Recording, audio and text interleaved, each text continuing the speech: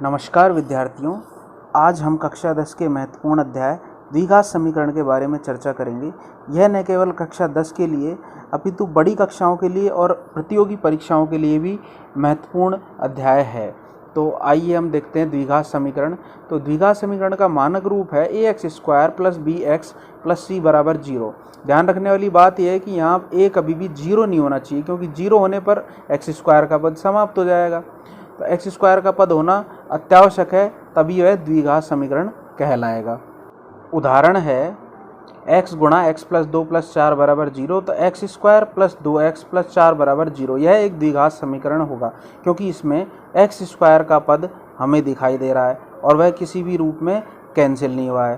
तो एक अन्य उदाहरण देखते हैं। तो देखिए, दूसरा उदाहरण हमारे सामने इस प्रकार है। 3x x - 2 बराबर 3x² - 4। तो 3x को x से गुणा किया तो 3x² - 6x बराबर 3x² - 4।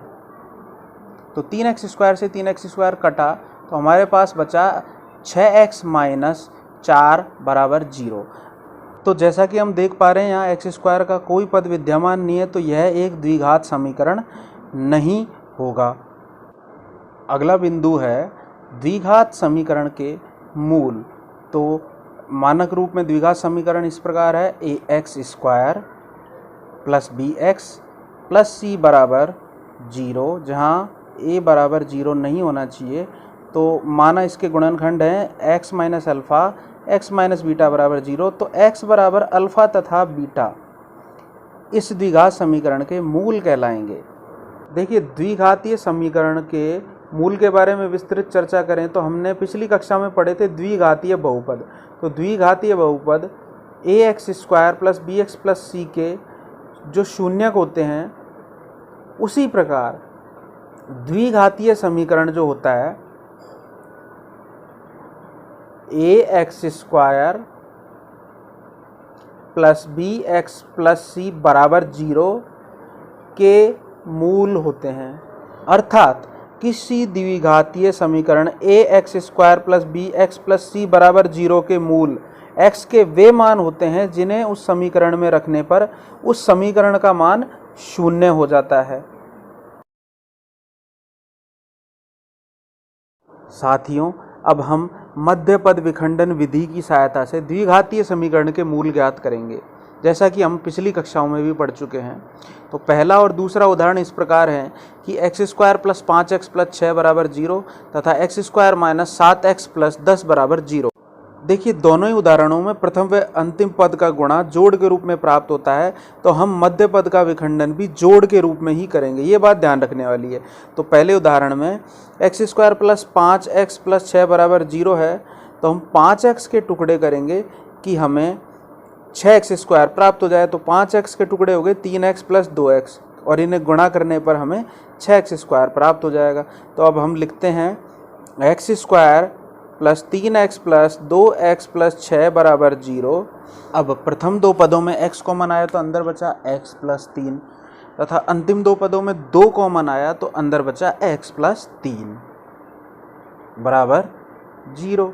अब हमारे पास दो पद हैं, इन दोनों ही पदों में x + 3 कॉमन आया तो अंदर बचा x + 2, और ये हो गया 0 के बराबर। तो x बराबर हमारे पास आया -3 तथा -2, जो कि समीकरण के मूल होंगे। अब दूसरे समीकरण में भी मध्य पद के जोड़ के रूप में टुकड़े होंगे। तो -7x बराबर -5x - 2x, और इन्हें गुणा करने पर आ रहा है 10x², जो कि हमें चाहिए। तो अब हम देखते हैं कि x² - 5x - 2x + 10 = 0। प्रथम दो पदों में x कॉमन लिया तो अंदर बचा x - 5, और अंतिम दो पदों में -2 कॉमन लिया तो अंदर बचा x, और 10 में से बचा -5, और बराबर 0। अब हमारे पास दो पद हैं, तो दोनों पदों में x - 5 कॉमन लिया तो हमारे पास बचा अंदर x - 2 बराबर 0। x बराबर 5 तथा 2। अब हम तीसरे और चौथे उदाहरण में देखते हैं कि पहली व तीसरी संख्या को गुणा करने पर जो आता है वो माइनस आता है, तो हम मध्य पद के जो टुकड़े करेंगे वो अंतर के रूप में टुकड़े होंगे। जैसे तीसरे उदाहरण में 5x के हम टुकड़े करते हैं तो 7x माइनस 2x करेंगे और इन्हें गुणा करने पर भी आता है 14x स्क्वायर, अर्थात हमने मध्य पद के अंतर के रूप में टुकड़े किए हैं। अब x square plus 7x minus 2x minus 14 बराबर 0। प्रथम दो पदों में x कॉमन लिया तो अंदर बचा x माइनस x प्लस 7। अंतिम दो पदों में -2 कॉमन लिया तो अंदर बचा x प्लस 7 बराबर 0। अब हमारे पास दो पद हैं, इनमें कॉमन लिया हमने x प्लस 7, तो अंदर बचा x माइनस 2 बराबर 0। तो x बराबर 2 तथा -7 इस द्विघात समीकरण के मूल होंगे। अब हम चौथे उदाहरण में -3x के टुकड़े करेंगे अंतर के रूप में, तो माइनस का 6x और प्लस का 3x, क्योंकि हमें चाहिए माइनस का 18x स्क्वायर। तो आइए हम गुणनखंड करते हैं। x square minus 3x minus 18 बराबर 0 के। तो x स्क्वायर माइनस का 6x प्लस का 3x और चौथा पद माइनस का 18 बराबर 0। अब प्रथम दो पदों में x कॉमन आया तो अंदर बचा x माइनस 6 और अंतिम दो पदों में प्लस का 3 कॉमन लिया तो अंदर बचा x माइनस 6। अब इन दोनों ही पदों में x माइनस 6 कॉमन आ गया तो अंदर हमारे पास बचा x प्लस 3 बराबर 0। तो x बराबर एक तो आ गया हमारे पास 6 और दूसरा आ गया -3, जो कि इस द्विघातीय समीकरण के मूल होंगे। तो हमने इन 4 अलग अलग तरह के उदाहरणों के माध्यम से देखा कि हम किस प्रकार गुणनखंडों की सहायता से, अर्थात मध्य पद के टुकड़े करके और किसी द्विघात समीकरण के मूल ज्ञात कर सकते हैं। आगे हम और अन्य विधियों के बारे में भी पढ़ेंगे। आइए इससे संबंधित एक अन्य उदाहरण देखते हैं। द्विघात समीकरण √2x² plus 7x plus 5 √2 equal to 0 के मूल ज्ञात करो। तो अब देखिए इसका पहला और जो तीसरा पद है, अगर इनको गुणा करते हैं √2x² गुणा 5 √2, तो इनको गुणा करने पे आता है 5 गुणा 2x² 10x²। चूँकि ये 10x² जोड़ का है तो हम बीच वाली संख्या के टुकड़े जोड़ के रूप में करेंगे। तो 7x के ऐसे दो टुकड़े करेंगे कि हमें 10x² प्राप्त हो। तो 7x के हम टुकड़े कर सकते हैं 5x प्लस 2x और इनको गुणा करने पे 10x² आता है। तो √2x² plus 5x plus 2x plus 5 √2 equal to 0। पहले और दूसरे पद में से x कॉमन आया तो अंदर बचा √2x प्लस 5 और तीसरे चौथे पद में से √2 कॉमन लिया तो अंदर बचा √2x प्लस 5 बराबर 0। अब हमारे पास दो पद हैं, इन दोनों में से √2x प्लस 5 कॉमन आ रहा है तो अंदर बचा x प्लस √2 इक्वल टू 0। तो इसके हमारे पास दो गुणनखंड प्राप्त हो गए। तो अब हम इन दोनों गुणनखंडों से इसके मूल ज्ञात करेंगे। तो पहला गुणनखंड है इसका √2x प्लस 5 इक्वल टू 0। तो इससे हमारा x हो गया माइनस का 5 अपॉन √2 और दूसरे गुणनखंड x प्लस √2 से आ गया x बराबर माइनस का √2। तो इस प्रकार मध्य पद विखंडन विधि से हमने इसके दो मूल -5/√2 तथा माइनस का √2 ज्ञात कर लिए। अब हम आगे द्विघात समीकरण के मूल ज्ञात करने की और विधियों के बारे में भी चर्चा करेंगे। तो आइए अब हम द्विघात समीकरण का पूर्ण वर्ग बनाकर हल ज्ञात करके इसके मूल ज्ञात करने की एक अन्य विधि के बारे में चर्चा करते हैं। तो हमारा उदाहरण कुछ इस प्रकार है। 25x² माइनस 30x माइनस 10 बराबर 0। तो देखिए जैसा कि हम जानते हैं बीजगणित के दो सूत्र की a² plus 2ab plus b² बराबर a प्लस b का होल स्क्वायर। इसी तरह A square minus 2ab plus B square बराबर a माइनस बी का होल स्क्वायर। अब जो हमारा सवाल है, हम इसको इन सूत्रों की सहायता से पूर्ण वर्ग बनाएंगे तथा इसके मूल ज्ञात करेंगे। तो हमारा सवाल है 25x square minus 30x minus 10। इसकी तुलना यदि हम इन सूत्रों से करें तो 25x स्क्वायर जो है वो a स्क्वायर की तरह काम करेगा। देखिए कैसे, a स्क्वायर बराबर 25x स्क्वायर, तो इसको हम 25 को ब्रैकेट के अंदर ले तो 5x का होल स्क्वायर हो जाएगा, मतलब a का काम करेगा 5x। अब यदि हम 2ab वाली टर्म की बात करें तो 2ab वाली टर्म होगी 30x के बराबर। तो a हमारे पास 5x है तो 2 गुणा 5x, b बराबर 30x, x कटा तो b बराबर हमारे पास आ गया 30/10 बराबर 3, और हमारा b स्क्वायर हो गया 9। तो अब हम सवाल की तरफ आते हैं। तो 5x का whole square minus 30x, b square की टर्म के लिए हमने 9 जोड़ा और 9 घटाया, माइनस 10 बराबर 0।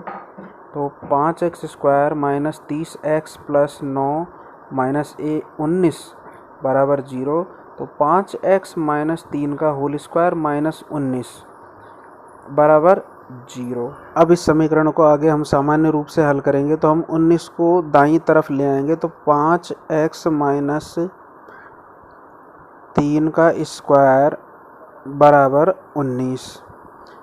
दोनों तरफ वर्गमूल लेने पर 5x माइनस 3 बराबर प्लस माइनस रूट 19, और 5x बराबर 3 प्लस माइनस रूट का 19, x बराबर 3 प्लस माइनस रूट 19 बटे 5।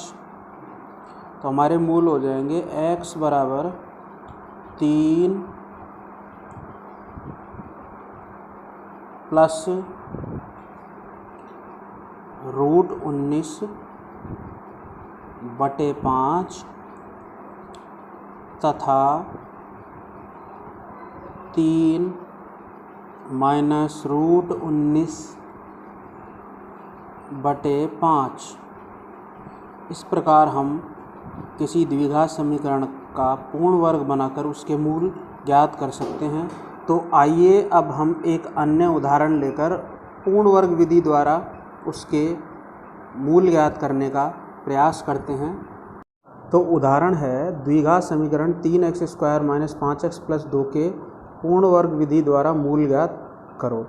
तो 3x square minus 5x plus 2 बराबर 0। देखो इसका पहला पद a स्क्वायर का रूप नहीं ले पाएगा, तो इसलिए हम इसे 3 से गुणा कर देते हैं। तो 9x square minus 15x plus 6 बराबर 0।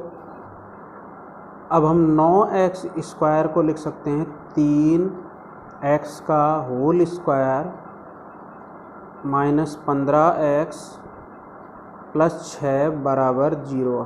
तो a स्क्वायर वाली टर्म होगी 3x स्क्वायर वाली। अब हम देखेंगे 2ab वाली टर्म। तो 2ab बराबर हो गया हमारे पास 15x मध्य टर्म। तो 2a का काम करेगा 3x गुणा b बराबर 15x, x से x कैंसिल हो गया तो b बराबर हमारे पास आ गया 15/6, और इसे हम काटें 3 से तो आ गया 5/2, मतलब हमारा b स्क्वायर हो गया 25/4। तो हम दोबारा सवाल की तरफ आते हैं। 3x का whole square minus 15x plus 25/4 और माइनस 25/4 और प्लस का 6 ऐसे के ऐसे लिख देंगे, और ये हो गया हमारा 0 के बराबर। अब देखिए हमारे पास a माइनस बी के होल स्क्वायर के सूत्र जैसी टर्म आ चुकी है, जहाँ पे a का काम करेगा 3x और b का काम करेगा 5/2। तो हमारे पास आ गया 3x माइनस 5/2 का होल स्क्वायर और माइनस का 25/4 और प्लस का 6 बन गए माइनस का 1/4 बराबर 0। तो 3x माइनस 5/2 का स्क्वायर बराबर 1/4। दोनों तरफ वर्गमूल लेने पर हमारे पास आ गया 3x माइनस 5/2 बराबर प्लस माइनस 1/2। एक बार प्लस लेंगे तो 3x माइनस 5/2 बराबर 1/2। तो 3x बराबर हो गया 1/2 प्लस 5/2। इसे हल करेंगे तो आ गया 3। तो x बराबर हो गया 3/3 बराबर 1। ये हमारा पहला मूल आ गया। अब दूसरे मूल के लिए हम माइनस 1/2 वाली टर्म लेंगे। तो दूसरे मूल के लिए 3x माइनस 5/2 बराबर माइनस का 1/2। 3x बराबर माइनस का 1/2 प्लस 5/2। तो 3x बराबर हल करेंगे तो आ गया 2। तो x बराबर आ गया 2/3। इस प्रकार हम देखते हैं कि हमारे दोनों मूल हमें प्राप्त हो चुके हैं और हमारे दोनों मूलों में से पहला मूल है 1 तथा दूसरा मूल है माइनस का 2/3।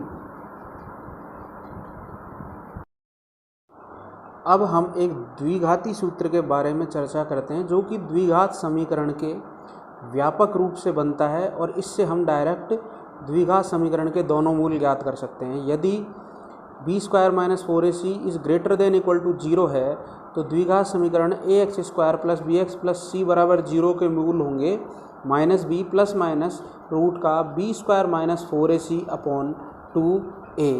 साथियों, यहाँ यह बात अत्यावश्यक है कि b² minus 4ac is greater then और इक्वल टू 0 होना चाहिए। अब हम इसके दोनों मूलों को अलग अलग देखें तो माइनस b प्लस रूट का b² minus 4ac upon 2a तथा हमारा दूसरा मूल हो जाएगा माइनस वाला चिन्ह लेने पर माइनस का b minus root b² minus 4ac upon 2a। तो इस प्रकार हम द्विघात समीकरण के व्यापक रूप से इसके दोनों मूल ज्ञात कर सकते हैं। अब है द्विघात समीकरण के मूलों की प्रकृति क्या होनी चाहिए। तो देखिए, मानक रूप ax² plus bx plus c के लिए दो भिन्न वास्तविक मूल होंगे यदि b² माइनस 4ac 0 से बड़ा हो। दो बराबर वास्तविक मूल होंगे यदि b² माइनस 4ac 0 के बराबर हो और कोई भी वास्तविक मूल नहीं होगा यदि b² माइनस 4ac 0 से छोटा हो। इसीलिए हमने ऊपर मूल ज्ञात करने के लिए जो आवश्यक शर्त रखी थी वो b² minus 4ac is greater then और इक्वल टू 0 रखी थी, क्योंकि लेस देन इक्वल टू 0 होने पर हमें वास्तविक मूल प्राप्त होंगे ही नहीं। तो आइए अब हम द्विघाती सूत्र की सहायता से कुछ द्विघात समीकरण के मूलों की प्रकृति तथा मूलों के मान ज्ञात करने का प्रयास करते हैं। सवाल है 2x² माइनस 4x प्लस 3 बराबर 0 के मूलों की प्रकृति ज्ञात करते हुए उनका मान बताइए। तो अब हम इसे द्विघाती सूत्र की सहायता से हल करेंगे। तो अब हम इसके a, b तथा c ज्ञात करते हैं मानक रूप से तुलना करके। तो इसके लिए b² माइनस 4ac, तो a बराबर यहाँ पर हो गया 2, b बराबर हो गया -4 तथा c बराबर हो गया प्लस का 3। तो मान रखने पर माइनस के 4 का स्क्वायर माइनस 4 गुणा 2 गुणा 3 और इसे हम हल करेंगे तो आ गया 16 माइनस 4 × 12 दूना 24, हमारे पास आया माइनस का 8। तो इस प्रकार हम देखते हैं कि माइनस का 8 0 से छोटा है, अतः इसके मूल काल्पनिक होंगे और इन काल्पनिक मूलों को कक्षा 10 के स्तर पर ज्ञात करना आवश्यक नहीं है। एक अन्य उदाहरण देखते हैं। द्विघात समीकरण 4x² प्लस 12x प्लस 9 बराबर 0 के मूलों की प्रकृति व मूल ज्ञात करो।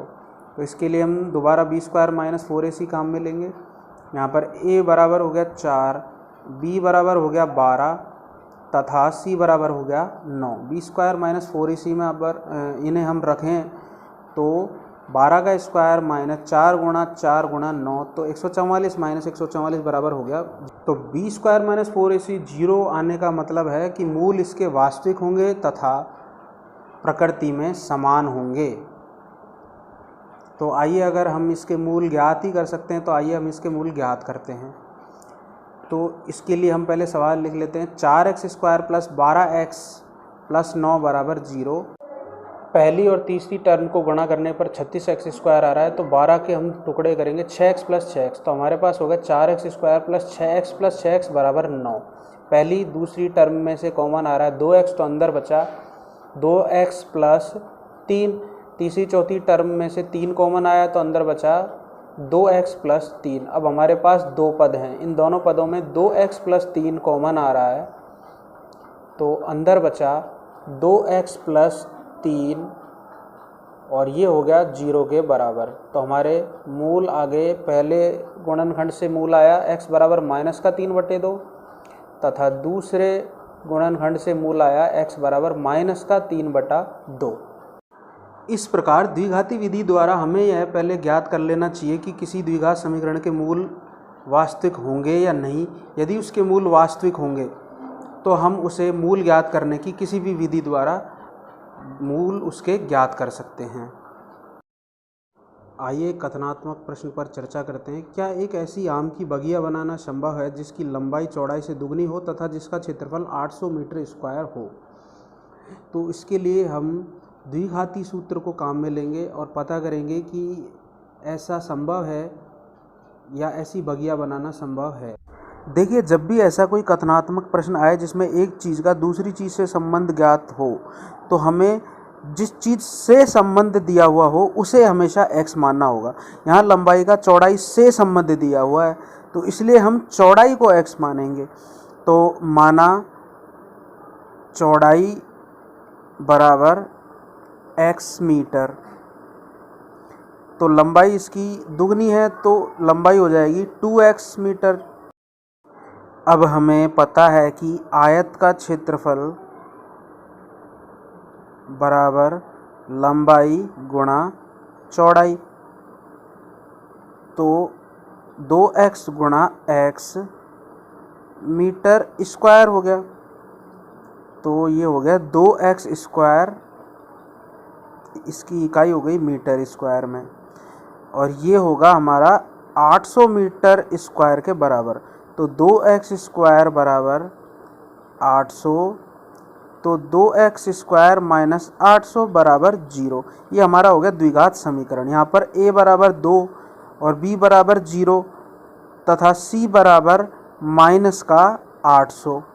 और अब हम b² - 4ac से इसके मूलों की प्रकृति ज्ञात करेंगे। तो b² - 4ac में abc का मान रखने पर हम देखते हैं कि 0 का स्क्वायर, क्योंकि b बराबर 0 है, -4 गुणा 2 गुणा -800 और 4 गुणा 2 गुणा -800 जब हम करते हैं तो ये 6400 आता है, और ये 6400 0 से बड़ा होता है। अतः इस द्विघात समीकरण के मूल वास्तविक हैं और भिन्न है, तो इसका मतलब इस लंबाई और चौड़ाई की बगिया बनाना संभव है जिसका क्षेत्रफल 800 वर्ग मीटर हो। तो द्विघात समीकरण ax² + bx + c बराबर 0 के मूल ज्ञात करने के लिए हम द्विघाती सूत्र को काम में लेंगे। तो द्विघाती सूत्र के अनुसार इसके मूल होंगे -b + √b² - 4ac/2a तथा दूसरा मूल होगा -b - √b² - 4ac/2a। तो abc के मान रखने पर हमें 0 + √6400/4 और 0 - √6400/4, और 6400 का रूट हो जाएगा 80/4 और इधर -80/4। माइनस वाली टर्म लेने का कोई फ़ायदा नहीं है, क्योंकि लंबाई चौड़ाई में माइनस वाली टर्म हम लेते नहीं हैं। तो 80 में जब हम 4 का भाग देंगे तो हमारा x बराबर हो जाएगा 20 मीटर, और x हमने चौड़ाई को माना है, तो इसका मतलब उस बगिया की चौड़ाई हो गई 20 तथा उसकी लंबाई हो जाएगी 2x। तो 2 को 20 से गुणा किया तो 40 मीटर। इस प्रकार हम कथनात्मक प्रश्नों को भी इस प्रकार हल कर सकते हैं। आइए एक अन्य प्रश्न हल करते हैं कि द्विघात समीकरण 2x² - kx + 5 बराबर 0 में k का मान ज्ञात करो कि उसके दोनों मूल बराबर हों। तो सबसे पहले तो हम हमारा सवाल दोबारा उतार लेते हैं। द्विघात समीकरण है 2x² - kx + 5 बराबर 0। तो द्विघाती सूत्र के अनुसार a बराबर हो गया 2, b बराबर हो गया -k तथा c बराबर हो गया 5। तो द्विघाती सूत्र के अनुसार मूल बराबर होंगे यदि बी स्क्वायर माइनस 4ac 0 के बराबर होगा। तो ए बी सी के मान हम रखते हैं, तो b बराबर माइनस के का स्क्वायर माइनस 4 गुणा 2 गुणा 5 बराबर 0। माइनस के का स्क्वायर हो गया के स्क्वायर बराबर 5 चौके 20 दूना 40, और 40 के अंडर रूट करने के लिए हम इसके टुकड़े कर लेते हैं 4 गुणा 10। तो के बराबर हो गया अंडर रूट 4 गुणा 10। 4 रूट से बाहर निकला तो 2 और रूट के अंदर रह गया 10। तो हमारा के बराबर हो गया 2 रूट 10। तो साथियों, यदि कोई कथनात्मक प्रश्न आता है तो पहले हमें उसे द्विघात समीकरण के रूप में बदलना पड़ेगा। तो इसके लिए हमें प्रश्न को ध्यान से पढ़ना बहुत ही ज़्यादा आवश्यक है।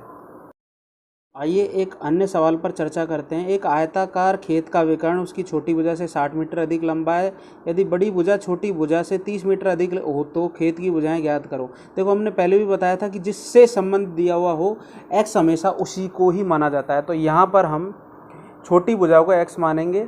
तो माना कि उस आयताकार खेत की छोटी भुजा x है, तो उसका विकर्ण हो जाएगा x प्लस 60, क्योंकि छोटी भुजा से 60 मीटर अधिक लंबा है, तथा उसकी बड़ी भुजा हो जाएगी x प्लस 30, क्योंकि बड़ी भुजा छोटी भुजा से 30 मीटर अधिक लंबी है।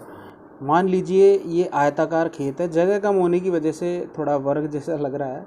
तो इसकी छोटी भुजा हो गई x, बड़ी भुजा हो गई x प्लस 30, तथा इसका विकर्ण हो गया x प्लस 60। चूँकि यह एक समकोण त्रिभुज का पार्ट है, इसलिए इसमें हम पाइथागोरस प्रमेय लगा सकते हैं। तो पाइथागोरस प्रमेय के अनुसार कर्ण स्क्वायर बराबर लंब स्क्वायर प्लस आधार स्क्वायर। तो यहाँ पर कर्ण का काम करेगा विकर्ण x प्लस 60 का स्क्वायर बराबर x प्लस 30 का स्क्वायर प्लस x का स्क्वायर। तो a प्लस बी के होल स्क्वायर के सूत्र से इसे खोले तो x स्क्वायर प्लस 2ab वाली टर्म हो गई 120x, और बी स्क्वायर वाली टर्म हो गई 60 का स्क्वायर हो गया 3600 बराबर। इसी प्रकार इसे खोलेंगे x का स्क्वायर प्लस 60x और 30 का स्क्वायर हो गया 900 प्लस x स्क्वायर है ही। एक x स्क्वायर से एक x स्क्वायर कैंसिल हो गया, तो हमारे पास बचा x स्क्वायर की एक टर्म। 60 में से 120 गया तो माइनस का 60x, तथा 900 में से 3600 बाकी हुए तो बचे माइनस के 2700 बराबर 0, जो कि हमें एक द्विघात समीकरण के रूप में प्राप्त हुआ। अब हम इस द्विघात समीकरण को हल करेंगे। तो इसे हल करने के लिए माना हम मध्य पद के टुकड़े करके इसे हल कर लेते हैं। तो x स्क्वायर माइनस का 60x माइनस का 2700, तो हमें गुणा करने पर चाहिए 2700। तो 60 के जोड़ व बाकी के रूप में टुकड़े हो गए x स्क्वायर माइनस का 90x प्लस का 30x माइनस का 2700 बराबर 0। तो प्रथम दो पदों में x कॉमन आ गया तो अंदर बचा x माइनस 90, और अंतिम दो पदों में प्लस का 30 कॉमन आ गया तो अंदर बचा x माइनस 90 बराबर आ गया 0। तो अब दो पदों में x प्लस 30 तथा x माइनस 90 इसके गुणनखंड हो गए। तो इन गुणनखंडों से जब हम इसके मूल ज्ञात करेंगे तो x बराबर हो गया 90 तथा माइनस का 30। माइनस का 30 ग्रहण करने योग्य नहीं है, तो हम x बराबर 90 लेंगे। तो 90 हमारी हो गई छोटी भुजा, क्योंकि छोटी भुजा को हमने x माना था। बड़ी भुजा x में 30 जोड़ा तो आ गया बड़ी भुजा हमारी 120 मीटर, और विकर्ण है x में 60 जोड़ना है, तो 90 में 60 जोड़ा तो आ गया 150। तो साथियों, इस वीडियो में हमने द्विघात समीकरण कक्षा 10 के अध्याय के सभी महत्वपूर्ण बिंदुओं को समावेशित करने का प्रयास किया है। आशा है कि आपको वीडियो बहुत पसंद आया होगा।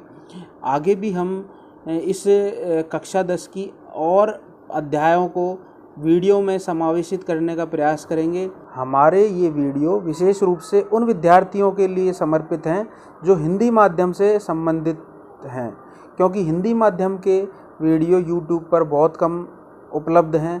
तो मैं चाहता हूं कि आप अपने जैसे विद्यार्थियों को भी ये वीडियो के बारे में बताएं ताकि वो भी इनका लाभ ले सकें। आप सभी को बहुत बहुत धन्यवाद।